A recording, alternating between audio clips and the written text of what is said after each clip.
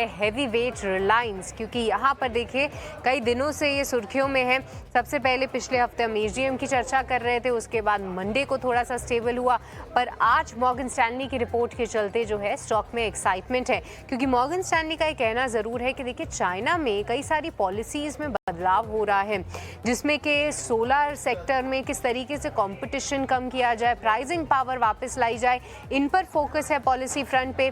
Petrochemical industries के लिए भी जो मौके हैं वो अच्छे बनते हुए दिख रहे हैं और इसमें भारतीय कंपनियों में से सबसे ज़्यादा फायदा रिलायंस इंडस्ट्रीज़ को होगा।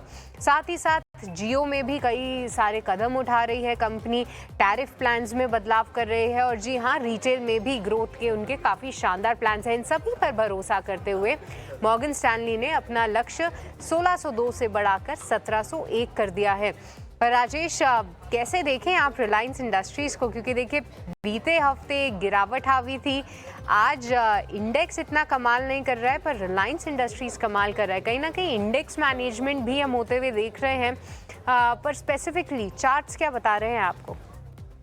देखिए, चार्ट्स काफ़ी इंटरेस्टिंग स्ट्रक्चर बना रहे हैं। अगर आप देखें तो डेली चार्ट में एक मॉर्निंग स्टार पैटर्न बन रहा है। कल एक नया लो बना था एज कम्पेयर टू अगस्त का जो स्टार्टिंग में लो बना था, बट उसके बावजूद आरएसआई में पॉजिटिव डाइवर्जेंस दिखाई दे रहा है। एंड जैसे मैंने कहा कि मॉर्निंग स्टार पैटर्न बन रहा है, ये पैटर्न 200 डीएमए पे बन रहा है, तो ये और भी इम्पोर्टेंट हो रहा है। तो ये इंडिकेट कर रहा है कि शॉर्ट टर्म में ये बॉटम आउट हुआ है। पॉसिबली यहाँ से वापस 1430 और फिर 1500 के लेवल्स रिलायंस जो है रिटेस्ट कर सकता है। ऑन द डाउन साइड अगर आप देखें तो 1300 के आसपास बेस बन रहा है, जहाँ पे 200 डीएमए और जो पैटर्न बना है उसका लो है। तो बायस पॉजिटिव रखे, पॉसिबली 1430 1450 के टारगेट्स हम एक्सपेक्ट कर सकते हैं।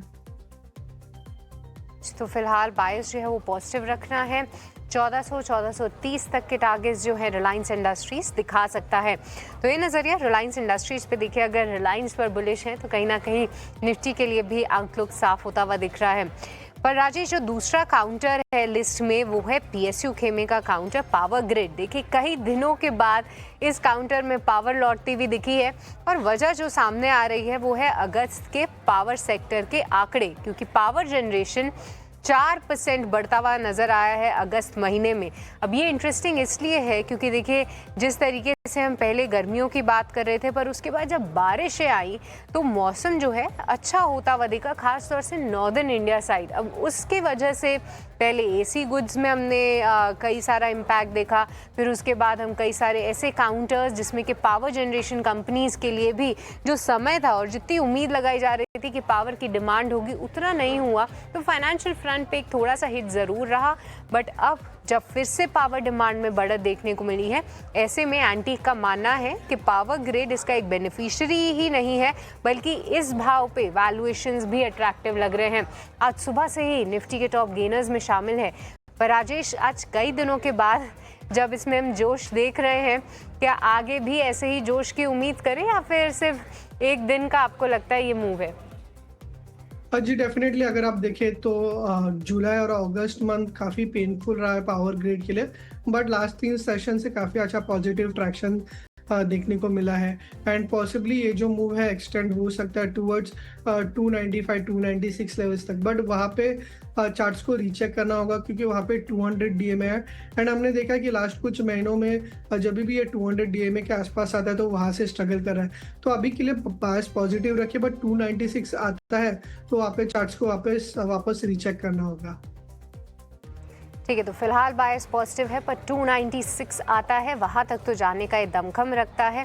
अगर वहाँ तक आता है तो उसके बाद फिर से एक बार रिव्यू करेंगे। ये राय आती हुई पावर ग्रिड के लिए। और चलिए आगे बढ़ें और एक और पीएसयू पैक जो कि है BEL, और ये पैक भी यानी डिफेंस पैक भी